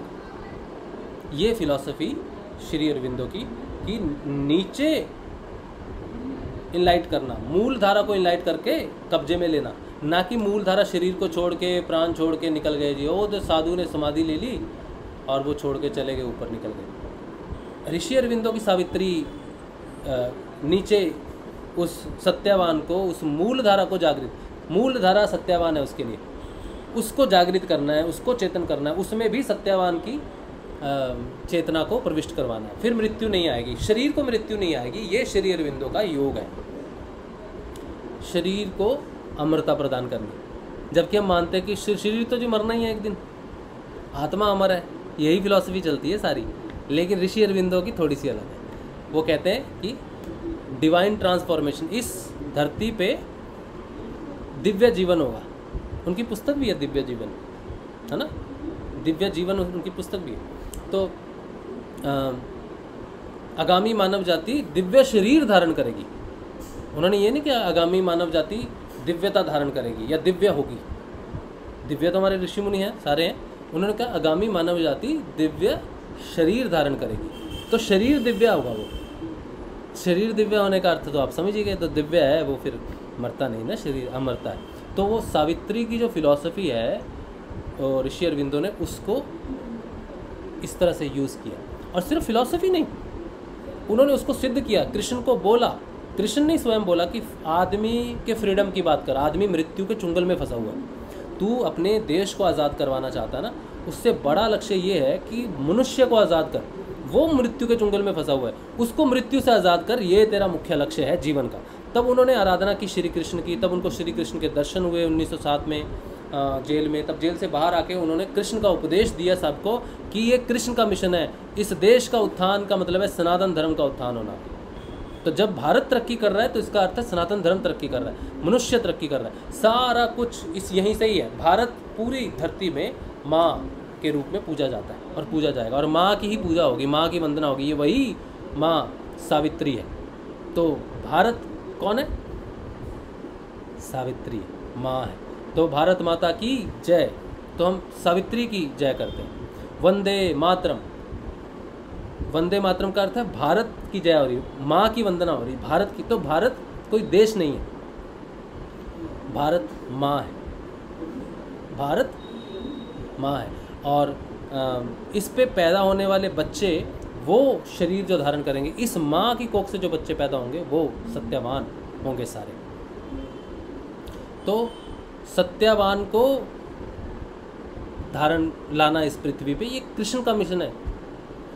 और इसको ऋषि अरविंदो ने लिखा ग्रंथ में, और उसको मूर्त रूप देने के लिए कृष्ण स्वयं नीचे आए 24 नवंबर 1926 को। ये श्री अरविंदो का सिद्धि दिवस मनाया जाता है। उन्होंने कहा कि आज कृष्ण अधिमानसिक रूप में पृथ्वी पर फिजिकल रूप में आए हैं, डिसेंड डाउन किया। पहला रूपांतरण 24 नवंबर 1926 को हुआ डिवाइन शरीर, और वो था ऋषि अरविंदो का। अति मानसिक चेतना उनके शरीर में प्रवेश की। जब उन्होंने जब शरीर छोड़ा था ऋषि अरविंदो ने, उनके अधिकार क्षेत्र में था। देखो ऋषि अरविंदो आप कहेंगे कि वो तो बूढ़े हुए, फिर वो मर गए। उनकी साधना अलग थी। उनकी साधना का मतलब है उन्होंने बहुत कुछ अपने शरीर में लिया। इस पता नहीं इस दुनिया में कितना कुछ उन्होंने अपने शरीर में लेकर रखा हुआ था। और जब उन्होंने अपना शरीर छोड़ा है तो 3 दिन तक नीली आभा उनके रूम में रही।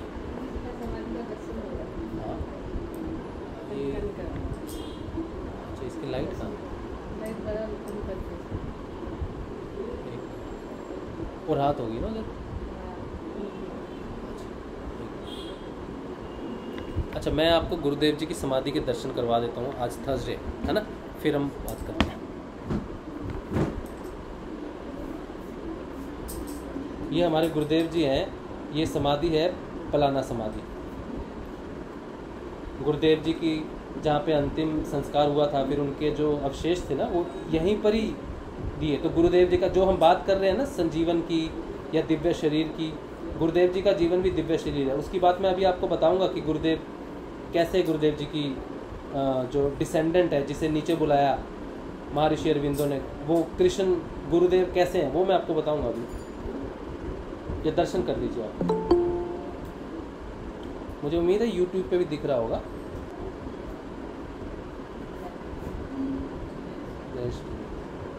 चलो परिक्रमा कर लेते हैं। 3 परिक्रमा करवा दो।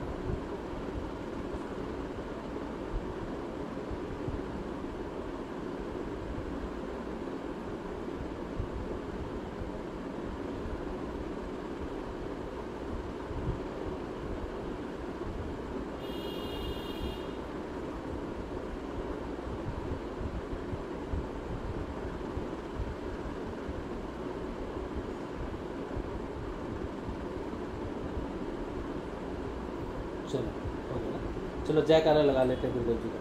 बोलो समर्थ सदगुरुदेव संत श्री रामलाल जी स्याग की जय। बोलो पलाना धाम की जय। बोलो दशम अवतार कल की अवतार की जय। बोलो बाबा श्री गंगाई नाथ की जय। जय जय श्री गुरुदेव, जय श्री राम। कनिका जय श्री गुरुदेव, सबको दर्शन हो गए। जय श्री गुरुदेव। जय श्री गुरुदेव। अभी सेशन कर रहे हैं हम लोग, हैं? जय श्री गुरुदेव। आप बात करो। हाँ जी, जय श्री गुरुदेव, जय श्री गुरुदेव।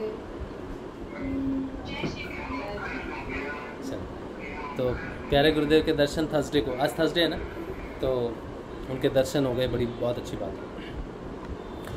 तो हाँ, तो ये चीज़ें हैं जो सेशन में अपने आप होती हैं। तो ये सत्संग जो है, ये इसका होना व्यक्ति विशेष का नहीं है, ये सेशन गुरुदेव जी का है और उनकी कृपा से चलता है। और सब कुछ वही मैं कुछ भी कभी सोच के नहीं बैठता, मुझे तो कुछ यही लगता है कि आज क्या बोलना है नहीं समझ में आता। अच्छा, एक चीज़ मैं और ऐड कर रहा था कि जब ये जो सावित्री है, या फिर जो ऋषि अरविंदो का जो हम कहते हैं ना कि उन्होंने श्री कृष्ण को अवतरण करवाया नीचे और डिसेंड करवाया अधिमानसिक रूप में। अब हम कहते हैं गुरुदेव जो हैं वही आदिमानसिक देव हैं, कृष्ण की भौतिक रूप में अवतरण है गुरुदेव का, ये कहते हैं हम लोग। इस चीज़ को मानते नहीं और बहस करते हैं कि नहीं। इवन हम जो ऋषि अरविंदो को फॉलो करते हैं क्लोजली, वो भी इस चीज़ को नहीं मानते। क्यों मानेंगे? क्योंकि ऋषि अरविंदो को छोड़ के वो कहते हैं हमारा बेड़ा पार ऋषि अरविंदो ने कर देना है, श्री माँ ने कर देना। और ये सच्ची बात है, उनका बेड़ा पार वैसे ही हो जाना, क्योंकि वो परम सत्ता से वैसे ही जुड़ गए। ऋषि अरविंदो में श्री कृष्ण में कोई अंतर मैं नहीं जानता, क्योंकि वो 24 नवंबर 1926 को उनका शरीर में भी परिवर्तन, पहला परिवर्तन डिवाइन ट्रांसफॉर्मेशन कृष्ण के रूप में हो गया। तो ऋषि अरविंदो में और श्री कृष्ण में मैं कोई अंतर नहीं मानता 24 नवंबर के बाद। लेकिन वो फिजिकल अवतरण जो हुआ ऋषि अरविंदो ने, वो महामंत्र नहीं दिया, जबकि ऋषि अरविंदो ने कहा था कि it is not yet been revealed. जो महामंत्र है, एक तो संजीवनी मंत्र, एक तो वंदे मातरम जो रिवील हो गया 1907 में 1906 में, एक दूसरा महामंत्र संजीवनी मंत्र which is not been revealed, has not been revealed yet. तो अब वो गुरुदेव ने आकर रिवील किया। अगर वो कार्य ऋषि अरविंदो के माध्यम से होता तो वो मंत्र को रिवील करते, लेकिन उन्होंने नहीं किया। तो वो एक ट्रांसफॉर्मेशन तो ऋषि अरविंदो का पहला हुआ श्री कृष्ण के रूप में, लेकिन कृष्ण का अधिमानसिक रूप के अवतरण वो गुरुदेव है। अब गुरुदेव से किसी ने पूछा कि आप असेंडेंट हो या डिसेंडेंट हो। ये बहुत मुख्य बात है जो मैं अभी बताने जा रहा हूँ। गुरुदेव ने कहा मैं डिसेंडेंट हूँ, लेकिन हम कैसे माने? ये तो गुरुदेव ने कह दिया है ना, हम तो शिष्य हैं, हम मान लेंगे, लेकिन लोग क्यों मानेंगे कि आप डिसेंडेंट हो? प्रूव दो डिसेंडेंट। तो डिसेंडेंट ने प्रूव तो दिया कि देखो मेरी फ़ोटो से ध्यान लगता है, मुझे 2 सिद्धियाँ हुई, ये हुआ। ये भी वो मानेंगे नहीं। उनको मानने के लिए थोड़ा वेदांत का ज्ञान आना चाहिए, क्योंकि जो वेद को नहीं धारण करेगा ना, वेदांतिक ज्ञान जिसको नहीं होगा, वेदों का मूल ज्ञान नहीं होगा, या असेंशन और डिसेंशन का मूल ज्ञान नहीं होगा, वो नहीं समझ पाएगा कि गुरुदेव ही श्री कृष्ण हैं और वो अधिमानसिक रूप में नीचे आए हैं हमारी चेतना को मानसिक से अतिमानसिक करने के लिए। वो ब्रिज है बीच का। तो क्या है कि ऊपर निर्गुण निराकार है, सबसे ऊपर, उसके नीचे सगुण निराकार ईश्वर है, उसके नीचे सगुण साकार गुरु, ब्रह्मा विष्णु महेश भी, गुरु भी उसी में आ जाते हैं। यहाँ पर ये सगुण साकार रूप है, ठीक है। जब हम असेंड करते हैं ना ऊपर, जैसे मैं असेंड कर रहा हूँ या आप सब असेंड कर रहे हो, ध्यान कर रहे हो ना, असेंड कर रहे हो। मैंने कहा ना यहाँ से ऊपर उठेंगे उतना ही नीचे जाएंगे, असेंड भी है डिसेंड भी होता है। तो ये असेंड डिसेंड नहीं है इन एक्चुअल, डिसेंड यहाँ से होता है, बाकी सारा असेंशन ही है उसकी तरफ। तो हमारा असेंशन क्या होगा? पहले हृदय से विशुद्धि चक्र, आज्ञा चक्र, और यहाँ पर होगा। तो जो सगुण साकार की असेंशन है, यहाँ तक जो असेंशन है आज्ञा चक्र की, उसको बोलते हैं सगुण साकार। तो पहली असेंशन, पहला रास्ता हमारा क्या है? असेंशन का पहला मार्ग क्या है प्राप्त करना है जो हमें? वो है सगुण साकार। पहला आज्ञा चक्र है विजय, जिसको हमने करना है, क्योंकि हम असेंड कर रहे हैं। और उसके बाद निर्गुण निराकार का सेकंड। तो सगुण साकार पे पहुँचे बिना हम निर्गुण निराकार तक नहीं पहुँच सकते। ये साधारण सी बात है, ये असेंशन की प्रोसेस है। तो डिसेंशन की प्रोसेस क्या होनी चाहिए? अगर कोई व्यक्ति यहाँ से डिसेंड कर रहा है या ईश्वर स्वयं निर्गुण निराकार डिसेंड कर रहा है, तो पहला पड़ाव उसके लिए कौन सा होना चाहिए? उसके लिए होना चाहिए निर्गुण निराकार। निर्गुण निराकार ये यहाँ से डिसेंड हुआ, तो पहला पड़ाव निर्गुण निराकार, इसकी सिद्धि उसको पहले होनी चाहिए। उसके बाद वो जब और नीचे डिसेंड करेगा तो उसको किसकी सिद्धि होनी चाहिए? सगुण साकार की। तब वो यहाँ से लोगों को उठाएगा यहाँ पर। अब आप गुरुदेव का जीवन देखो। 1969 1 जनवरी को गुरुदेव को पहली सिद्धि हुई, वो थी निर्गुण निराकार की। अब ये कैसे संभव हो गया? बिना सगुण पर पहुंचे निर्गुण की सिद्धि कैसे हो सकती है? और दूसरी सिद्धि हुई इनको 1984 में सगुण साकार की। यानी कि 1969 में 1924 में उनका जन्म हुआ और भौतिकता में अपने आप को रखते हुए उन्होंने पहली डिसेंशन नीचे जो मुख्य धरती के ऊपर में जो आया, उनका स्वरूप के रूप में जो प्रकाश आया, वो था निर्गुण निराकार का। और वहाँ से वहाँ डिसेंड करने में 1984 तक की जर्नी है। यहाँ से यहाँ तक गुरुदेव डिसेंड किए और गुरुदेव कहते हैं मेरा यहाँ ध्यान करो। और एक चीज़ आप गुरुदेव की जब आप स्पीच सुनोगे ना, उसमें गुरुदेव ने एक बात मेंशन की है ऋषि अरविंदो की फिलॉसफी को साथ लेके। वो कहा कि ऋषि अरविंदो ने कहा जिसके जीवन में ये दो सिद्धियाँ हो जाएं, निर्गुण निराकार और सगुण साकार की, फिर वो सारे मानव मात्र का परिवर्तन कर सकता है। वो सारे मानव मात्र का परिवर्तन कर सकता है। जिस सत्ता के लिए असेंड कर रहे थे वो डिसेंड कर जाएगी उस भौतिक शरीर में। तो गुरुदेव के भौतिक शरीर में वो सत्ता डिसेंड कर गई। वो शरीर उस ईश्वर का चुना हुआ शरीर है। गुरु रामलाल जी स्याग का जो शरीर है वो ईश्वर का चुना हुआ शरीर है कि मैं इस शरीर में आऊँगा, ये मेरा शरीर है, ये मेरा अधिमानसिक देव है जो इस धरती पे जन्म लेगा। और पहली डिसेंशन निर्गुण निराकार की मैं 1 जनवरी 1969 में करूँगा। उसको उसकी साधना करनी पड़ेगी शरीर को। फिर दूसरी साधना सगुण साकार की मैं यहाँ तक डिसेंड करूँगा, तब उसे दूसरी सिद्धि होगी। और फिर उसके बाद मैं अपना कार्य शुरू करूँगा। 1990 से गुरुदेव ने दीक्षा देनी शुरू की। स्वयं श्री कृष्ण नीचे आके 1990 से गुरु के रूप में दीक्षा दे रहे हैं। और जो उनके साथ जुड़ रहा है उन सब का ट्रांसफॉर्मेशन हो रहा है। और जुड़ने का अर्थ सिर्फ दीक्षा लेना नहीं है। मैं भी जुड़ा था 2014 में 13 नवंबर को, लेकिन ट्रांसफॉर्मेशन मेरा शुरू हुआ 2019 में, 5 वर्ष बाद। हालांकि वो 5 वर्ष भी मेरी साधना का गहन हिस्सा है। मेरे कर्म प्रारब्ध की वजह से बहुत कुछ मुझे सहना पड़ा, या मेरी परीक्षाएँ, या कुछ जो भी मान लो उसको। वो बेसिक नीचे जो धरती में बिल्डिंग खड़ी करते हैं ना, उसका नीचे बेस बनता है, वो मेरा बेस है 5 साल का। और फिर उसके बाद ट्रांसफॉर्मेशन। अब ट्रांसफॉर्मेशन जैसे जैसे जाता है आगे वो संकीर्ण होता है, वो गहरा होता जाता है। ऑप्शंस नहीं बचती हमारे पास, बहुत संकीर्ण होता जाता है। तो समझो कि अगर मैं ऊपर उठ रहा हूँ तो भौतिकता में मुझे डिटैचमेंट आएगी। लेकिन ये एक इम्पॉर्टेंट चीज़ है, इस संसार में शरीर है तो भौतिकता होनी चाहिए। लेकिन जब मैं ऊपर असेंड करूँगा, या आप सब जब असेंड करेंगे ना आज्ञा चक्र पर, पूर्ण रूप से अपनी चेतना को स्थापित कर लेंगे।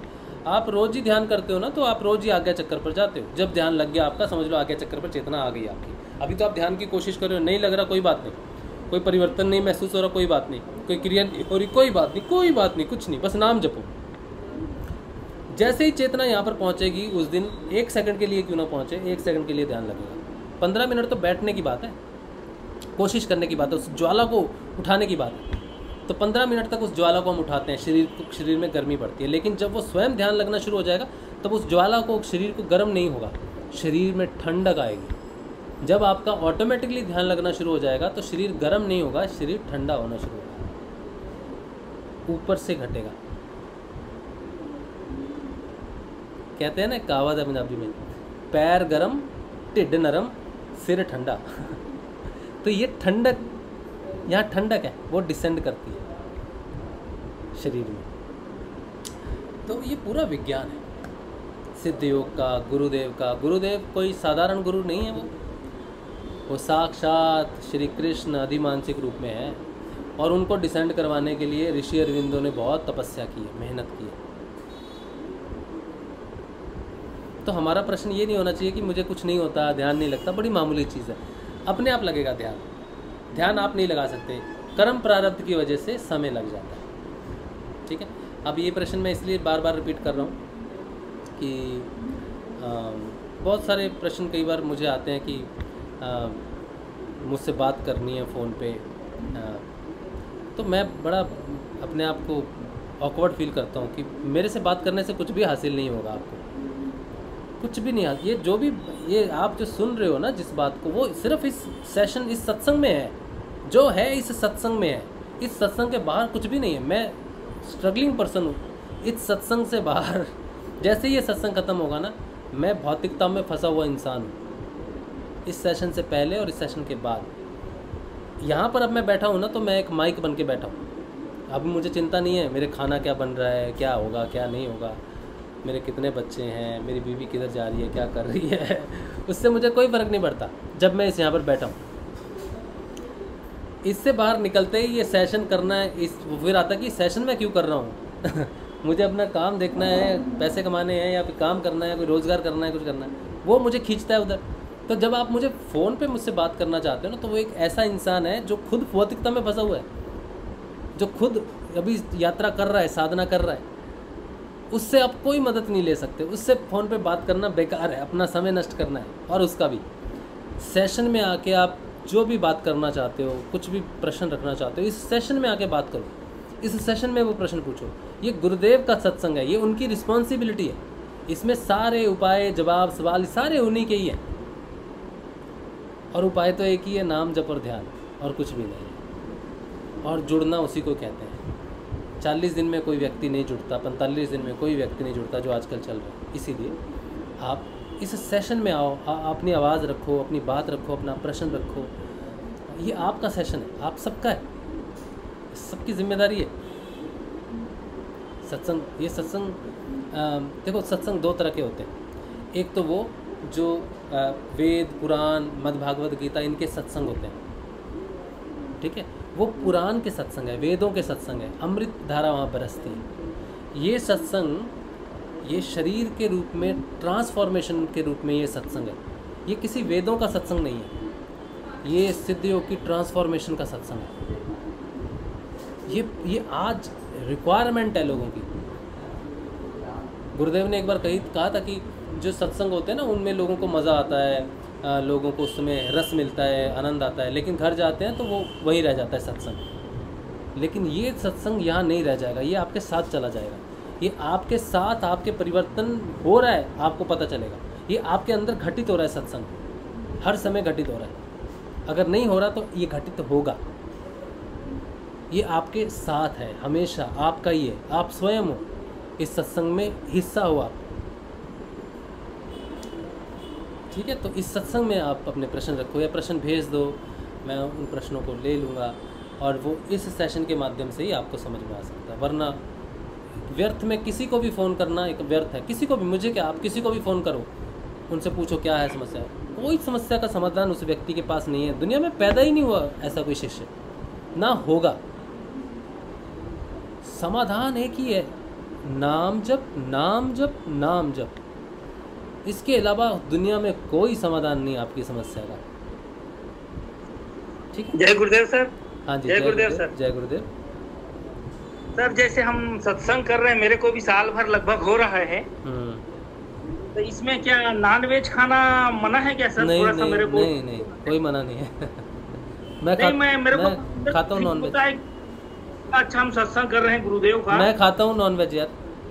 बीच बीच में चालू कर देते हैं, तो महीना में 1 बार 2 बार, उससे भी हमारे मतलब आराधना में या सत्संग में फर्क पड़ता है? नहीं पड़ता। मैं सत्संग करता हूँ, मैं खुद खाता हूँ मैं चिकन खाता हूँ, मैं मच्छी भी खाता हूँ, मैं अंडा भी खाता हूँ। आज मैंने अंडा खाया है दोपहर को, वो अंडा मेरे पेट में ही है अभी। मैं सत्संग कर रहा हूँ। तो उसका सत्संग से कोई फर्क नहीं पड़ता सर? क्यों पड़ेगा? नहीं, क्योंकि वो नॉन वेज क्या है, वो हेट एनर्जी होती है। हाँ। उससे शारीरिक रूप से और मानसिक रूप से उससे थोड़ा अशांति फैलती है शरीर। हाँ अच्छा ठीक है, चलो मान लिया है ना। अब कोई बंदा वेजिटेरियन है, ठीक है, कोई बंदा वेजिटेरियन है और वो 10 झूठ बोल के आया बाहर, 10 झूठ बोल के आया बाहर, ठीक है, तो उससे नेगेटिव एनर्जी क्रिएट नहीं होती। वो गलत तरीके से धन संचय कर रहा है, उससे नेगेटिव ऊर्जा कनेक्ट नहीं होती। वो असंतोषी है, उसको संतोष ही नहीं मिलता, उसमें काम इतना ज़्यादा है कि उसको सेटिस्फैक्शन ही नहीं हो रहा। वो नेगेटिव ऊर्जा नहीं है, वो वेजिटेरियन है लेकिन उसमें काम भावना बहुत ज़्यादा है। वो वेजिटेरियन है लेकिन उसमें क्रोध बहुत ज़्यादा है, उसमें असंतोष बहुत ज़्यादा है, लेकिन वो वेजिटेरियन है सिर्फ। क्या वो नेगेटिव ऊर्जा नहीं क्रिएट होती? खाने पीने से भगवान डिस्टिंग्विश नहीं करता आपको कि आप खाते हो कि नहीं खाते हो। वो आपको प्योरीफाई करता है, उसका काम है आपको प्योरीफाई करना। मैं खुद ही भगवान के सामने खड़ा हो जाऊँ, भगवान मैं प्योरीफाइड हूँ पूरा, मैं वेजिटेरियन खाता हूँ, मैं शरीर रोज़ नहाता हूँ, साफ़ हूँ, मैं बिल्कुल साफ़ हूँ, तो भगवान कहता है तो साफ़ करने की ज़रूरत नहीं है। तो नहीं, मैं तो पहले साफ़ हूँ। लेकिन जो वो खाना खा रहा है, जो मल उसके पेट में जमा हो रहा है, आपने सुबह खाया होगा, आप सुबह बाथरूम टॉयलेट जाओगे तो वो जो मल है वो आपके पेट में नहीं है, गंदगी आपके पेट में नहीं है, उसकी गैस नहीं चढ़ती सिर पे हमारे। तो खाना देखो, सबसे ज़्यादा परिवर्तन आपके मन से, आपका मन परिवर्तन हो जाएगा ना, तो उसमें से काम, क्रोध, ईर्ष्या, द्वेष, ये सारी चीज़ें निकलनी शुरू हो जाएंगी। इसके साथ ही भोजन में भी परिवर्तन होना शुरू हो जाएगा। भोजन का परिवर्तन आंतरिक होगा। हम नॉनवेज खाते थे पहले, 7 दिन खाते थे, अभी 7 दिन में 1 दिन भी नॉनवेज खाना पड़ता है ना तो मुझे दिक्कत आती है खाने में। मैं खाता हूँ अभी नॉनवेज, लेकिन मुझे दिक्कत आती है खाने में, मतलब मैं खा नहीं पाता, मेरी इच्छा नहीं होती खाने की, लेकिन मुझे खाना पड़ता है। फ़िश मैं खाता हूँ ना, मैं फ़िश पहले नहीं खाता था, ब्राह्मण परिवार में पैदा हुआ तो मेरे ख़ानदान में तो कोई अंडा भी नहीं खाता था, लेकिन उस समय तो मैं कोई साधना नहीं करता था, कुछ भी नहीं करता था, तब मैं ब्राह्मण कहलाता था, उच्च कोटि का ब्राह्मण, लेकिन मैं साधना नहीं करता था, झूठ बोलता था, सब कुछ करता था, 100 बीमारियां लग गई। आज मैं अपने आप को ब्राह्मण नहीं कहलवाता, उसमें मुझे कोई बहुत मेडल नहीं मिलता, या मैं अपने आप को बहुत प्रतिष्ठित नहीं मानता कि मैं ब्राह्मण हूँ या कुछ भी। आज मैं मानता हूँ मैं गुरुदेव जी का शिष्य हूँ। तब मुझे डर लगता था ये कहने में कि पिताजी को पता चल गया कि मैंने अंडा खाया है बाहर जाके तो मेरी आज बहुत पिटाई हो जाएगी। आज मैं सत्संग में ये बात बोल रहा हूँ, आज मुझे डर नहीं है उस चीज़ का, क्योंकि मैं जानता हूँ ये चीज़ें वैसे प्रभाव नहीं करती आपको। अगर आपके अंदर झूठ है, अगर आपके अंदर असंतोष है, अगर आपके अंदर लालच है, द्वेष है, राग है और क्रोध है और काम है, ये नॉन वेज से ज़्यादा डेंजरस है। जब ये ऊर्जाओं को आप पॉजिटिविटी में परिवर्तित कर पा रहे हो तो जो खाना खा रहा हूँ उससे डेफिनेटली ऊर्जा आती है। हर खाने में एक ऊर्जा होती है, उसका मन होता है, उसका प्राण भी होता है। उसमें एक चिकन को हम खाते हैं ना, उसमें उसका मन भी है, उसमें उसका प्राण का अंश भी है, उसमें उसका शरीर का अंश भी है। वो सारी चीज़ें मेरे में आएंगी। वो मरते समय जिस भय को फील कर रहा था उसके साथ वो भय आएगा, उसके मन में जो इच्छाएं थी वो मेरे पास आएंगी उसके मन के रूप में, सारी चीज़ों के रूप में मेरे में आएंगी। लेकिन एक साधक के अंदर एक ऐसी मशीन चलती है जो ऊर्जा को परिवर्तित करती है, गुणों को परिवर्तित करनी शुरू कर देती है। जिस दिन तामसिक गुण पूरी तरह से निरस्त हो जाएगा उस दिन ये चिकन मटन ये मच्छी खाना अपने आप बंद हो जाएगा। जब तक वो नहीं होगा तब तक मैं इसे रोकने की कोशिश करूँगा। और सिद्ध योग में मैं कुछ भी नहीं करना चाहता, मेरा काम है नाम जप करना, ध्यान करना रेगुलर, बस। अब वो चिकन मुझे खिला रहा है तो ये खिला रहा है, इसका काम है मेरा परिवर्तन करना। मैं अपने आप को नहीं परिवर्तित करूँगा, मेरे अंदर वो परिवर्तन आ रहा है, मुझे दिख रहा है। कुछ दिन के लिए मैं नहीं खाऊंगा चिकन, ठीक है, लेकिन मेरी अंदर भावना तो रह जाएगी ना, इच्छा तो रह जाएगी, और वो मरते समय जाग गई तो मैं तो फिर फंस गया। तो जिस चीज़ पे मेरा कंट्रोल नहीं है उसे मैं नहीं कर सकता, वो मेरे अंदर परिवर्तन करे तब तो मानूं कि तू परिवर्तन कर सकता है। मैं ही अपना परिवर्तन कर रहा हूँ तो तेरा मुझे ज़रूरत क्या, फिर मुझे गुरु की ज़रूरत ही क्या। एक व्यक्ति ने मुझे कहा था कि तुझे अगर इतनी बुद्धि आ गई है कि नॉनवेज खाना गलत है तो तू छोड़ क्यों नहीं देता। हमारी बुद्धि किस लिए है, हमें ज्ञान किस लिए मिल रहा है? इसलिए कि हम उस ज्ञान को धारण करके अपने अंदर परिवर्तन करें। ये भी किसी ने मुझे कहा था, और वो व्यक्ति सुन भी रहे होंगे अभी। तो मैंने यही कहा, भाई मैं क्यों करूं, मेरे अंदर के राम को मैं क्यों मारूं? लड़ना तो काम राम का है, मुझे ज्ञान प्राप्त हो गया है, तो मैं अपने राम को कह दूं जो अंदर जागृत हो रहा है कि तू रुक जा, अभी मैं ज्ञान से रावण का संहार करूंगा। राम करेगा ना मेरे अंदर वही रावण ही राम में परिवर्तित हो जाएगा। एक ही रहेगा, या तो रावण रहेगा या राम रहेगा। अगर रावण है तो है, उसको राम में परिवर्तित हो जाना है, उसकी हमेशा के लिए ख़त्म हो जानी है अस्तित्व। तो मुझे ज्ञान से अपने जीवन में कुछ सुधार नहीं करना है। ज्ञान का अर्थ है प्रकाश, ठीक है, देखना समझना। ये जो मैं बात करता हूँ ना, जैसे हमें काम या क्रोध का प्रकाश हो गया हमारे जीवन में, हम जान गए ये चीज़ें क्या है, तो भी ये आते हैं, आपका कंट्रोल नहीं होता, आपको दिखनी हो चीज़ें शुरू होती है। अब मैं जानता हूँ ना काम क्या है, क्रोध क्या है, तो क्या मुझे क्रोध नहीं आता? आता है। मेरे बेटे से पूछो मुझे कैसा क्रोध आता है, और उसको क्रोध होते समय मैं रियलाइज़ करता हूँ, वो मुझे उल्टा ज्ञान देता है। आप सेशन करते हो, क्रोध के बारे में बोलते हो, आप अब क्या कर रहे हो, ये बात वो मुझे बोलता है। तो मैं अपने आप को देखता हूँ, चुप हो जाता हूँ, खामोश हो जाता हूँ। मेरे पास ज्ञान है किस काम का? ज्ञान जहाँ क्रोध जहाँ से प्रकट हो रहा है उस पर तो ज्ञान कुछ भी नहीं कर पा रहा है। जानता है कि ये क्रोध है, जानता है कि ये प्रकट हो रहा है, लेकिन उसको रोक नहीं सकता। ज्ञान प्रकाशित कर सकता है। मैं शांत हो जाता हूँ, कोई गलत कदम नहीं उठाऊंगा। क्रोध आ गया, गलत कदम नहीं उठाऊंगा, जान गया हूँ, रुक जाऊँगा। उसमें मेरा कोई असम्मान नहीं है कि मेरा बेटा मुझे बोल रहा है या कोई दूसरा व्यक्ति मुझे कह रहा है। मैं चुप हो जाऊँगा, शांत हो जाऊँगा कि हाँ मैंने क्रोध किया, मैं जानता हूँ गड़बड़ है।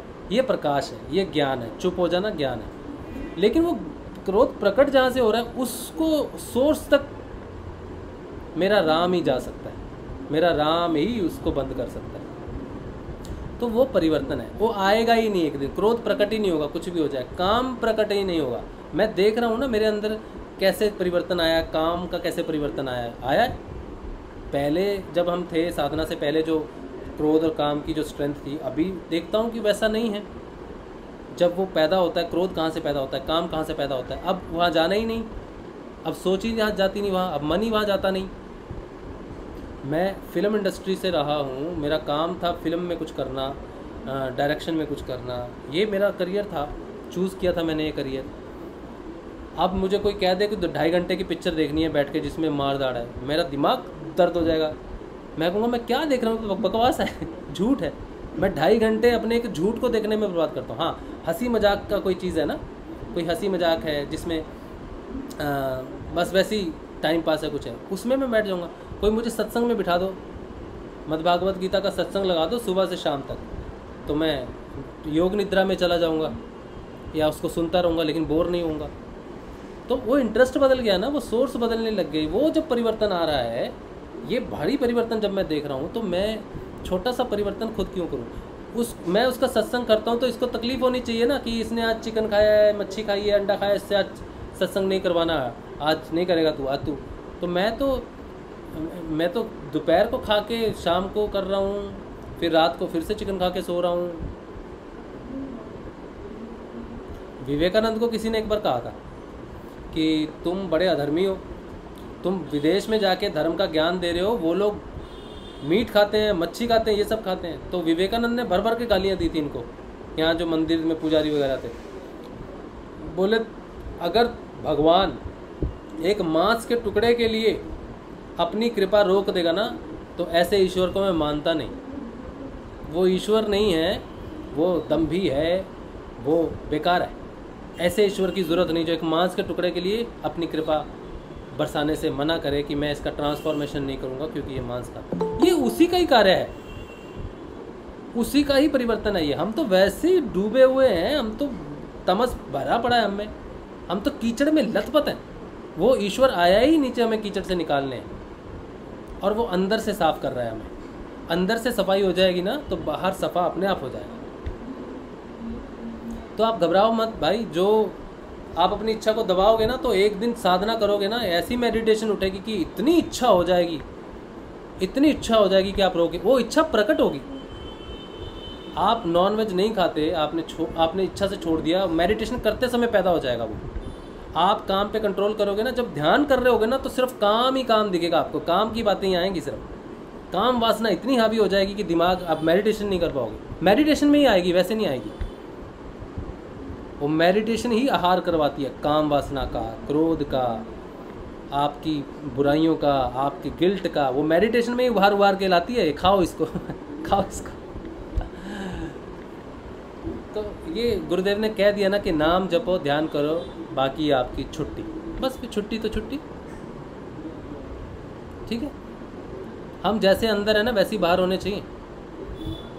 जब तक अंदर और बाहर ट्रांसपेरेंसी नहीं है ना, तब तक योग नहीं होगा, ठीक है। चलो, आज तो बहुत ज़्यादा टाइम हो गया। और एक प्रश्न है यूट्यूब पे, मैं ले लेता हूँ। वीरेंद्र सिंह कह रहे हैं कि मेरे सर की नसें बहुत सख्त रहने लगी हैं और कानों में ऐसी आवाज़ आती है जैसे किसी ने ज़ोर से कान पर थप्पड़ मार दिया। ये अगर तो आपको वीरेंद्र भाई कान से आवाज़ आ रही है ना ची करके, हाँ, तो वो नाद है। और दिमाग की नसें टाइट होती हैं, क्योंकि जो डिवाइन डिसेंड करती है ना, तो उन नसों को खोलती है जो ब्लॉक्ड है, तो उसमें दर्द होता है, सिर जकड़ा हुआ है ऐसा लगता है, ठीक है। तो जो आवाज़ आ रही है ना, उसको सुनो, रात को सोने से पहले सुनो तो निद्रा आएगी। फिर रात को नहीं, अगर नहीं सुनोगे तो रात को जागोगे 2:30 बजे, जब वृंदावन में रास चलता है ना कृष्ण का, वो उठा देगा 2:30 बजे आपको। ध्यान करो। और कहीं किसी ने बोला रात का ध्यान तामसिक है। रात का ध्यान ही योगी रात को ही ध्यान करते हैं। योगियों का ध्यान ही रात को होता है। सुबह तो सोते हैं, वो योग निद्रा में रहते हैं। योग निद्रा रात को नहीं होती, योग निद्रा दिन में होती है। जिसे योग निद्रा लगी नहीं वो समझेगा नहीं इस बात को। तो योग निद्रा कब होती है? सुबह होती है। और रात को योगी जागता है, निद्रा नहीं लेता। फिर योगी योग निद्रा लेता है दिन में, और रात को करता है तपस्या। और जो कुंडलिनी साधना में है, कुंडलिनी तो है तंत्र विज्ञान का हिस्सा है, वो तो कार्य ही रात को कर होता है उसका। रात को 2 बजे अचानक क्रियाएं शुरू हो जाएंगी, तीव्र क्रियाएं होंगी। आप 10 साल साधना करो, क्रियाएं हुई, लेकिन जो क्रियाएं आपको रात को होंगी ना, उससे ज़्यादा तीव्र आपको 10 साल दिन में नहीं होंगी। जो रात को अपने आप ध्यान लगेगा आपका, अपने आप लगेगा, आप स्वयं करोगे नहीं, अपने आप ध्यान लगेगा। 2 बजे 2:30 बजे क्रियाएं होंगी, इतनी तेज़ होंगी कि आप घबरा जाओगे। पूरे जोर शोर से कार्य होता है रात को। रात का ध्यान तामसिक नहीं है, ना ही रात तामसिक है। रात तामसिक नहीं है, दिन भी तामसिक नहीं है। तामसिक गुण है, तामसिकता आपके अंदर है। अगर दिन में भी आप किसी का अपमान करते हो, दिन में भी आप किसी का नुकसान करते हो, दिन में आप किसी पे क्रोध करते हो, काम वासना में आके कुछ गलत काम करते हो, तो वो दिन आपके लिए तामसिक है। दिन में तो कुछ भी नहीं था, आपके अंदर की तामसिकता है। वो रात को जागे, रात को गलत विचार आए तो रात तामसिक होगी? नहीं, रात अंधेरा है तो इसलिए तामसिक नहीं है। अंधकार अलग बात है, अंधकार अज्ञानता को बोलते हैं। ये बाहर दिखने वाला अंधकार अज्ञानता नहीं है, ये तामसिकता नहीं है जो अंधकार बाहर दिख रहा है। ये अगर कोई व्यक्ति कहता है कि रात तामसिक है या फिर रात को तामसिकता होती है, तो वो अभी बाहर के उजाले में और बाहर के अंधेरे में ही फंसा हुआ है, वो तो अंदर गया ही नहीं अभी तक। तामसिकता रात में नहीं है, ना ही दिन में सात्विकता है। आपके अंदर ही है तीनों गुण। एक अंधे व्यक्ति के लिए क्या दिन और क्या रात, तो वो तो हर वक्त अंधेरे में है बेचारा। अंधा व्यक्ति तो पूर्ण रूप से तामसिक ही हुआ। सूरदास जी तो फिर, सूरदास जी के लिए तो कोई उम्मीद ही नहीं है फिर तो। सूरदास जी की एक बात बताता हूँ, समय आज बहुत ज़्यादा हो गया। सूरदास जी निकले एक बार, कहीं जा रहे थे रात को, तो हाथ में लालटेन लेके निकले। एक व्यक्ति ने पूछा, सूरदास जी ये क्या घटना, आप लालटेन लेके जा रहे हैं? आप कहते हैं हाँ रात है इसलिए लालटेन लेके जा रहा हूँ। तो बोला आप तो अंधे हो, आपके लिए दिन भी वैसा ही रात भी वैसा, लालटेन किस काम की? बोला मेरे लिए नहीं है, मैं तो जा रहा हूँ रात को, लेकिन आँख वाला उधर से आएगा ना, तो उसको तो पता नहीं अंधेरे में, उसको तो दिन में ही दिखता है सिर्फ, रात में तो उसको दिखेगा नहीं। तो ये लालटेन उसके लिए है कि भाई मैं आ रहा हूँ देख ले। तो लालटेन आँख वालों के लिए है, मेरे लिए नहीं है। तो आँख वाले अंधे भी होते हैं, वो जो रात को तामसिकता कहते हैं। रात तो पूजनीय है, रात को ही तो कृष्ण का जन्म हुआ था। जन्माष्टमी रात को मनाते हैं 12 बजे धूमधाम से। दीपावली का मज़ा रात को आता है, हाँ नहीं आता? तो अगर रात तामसिक होगी तो दिवाली भी तामसिक होगी। जन्माष्टमी तो सबसे बड़ी तामसिक होगी, रात को 12 बजे कृष्ण का भजन कर रहे हैं, ध्यान कर रहे हैं। ये अज्ञानता है और असली अंधकार यही है। और यही लोग दुनिया को उपाय दे रहे हैं 40-40 दिन के, और यही मुझे तामसिक बोलते हैं, और यही रात के ध्यान को तामसिक बोलते हैं, और यही बहनों को कहते हैं कि 5 दिन साधना में छोड़ दो पीरियड्स के।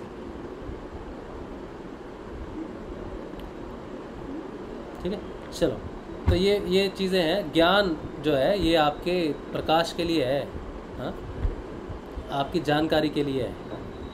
आपने जानकारी ले ली कि यह चीज़ यहाँ पर है, आप उसको हटा नहीं सकते, उसकी जानकारी ले सकते हो कि हाँ ये चीज़ है, देख सकते हो उसको। हटाना राम का कार्य है। ठीक है, आज का सेशन यही रखते हैं श्री गुरुदेव के श्री चरणों में, और सुबह मिलेंगे, सुबह के ध्यान में, सुबह 6:30 बजे। जय श्री गुरुदेव, जय श्री दादा, जय श्री गुरुदेव, श्री राधा गुरुदेव, जय श्री आदि शक्ति गुरु माँ, जय श्री गुरुदेव, जय श्री गुरुदेव, जय श्री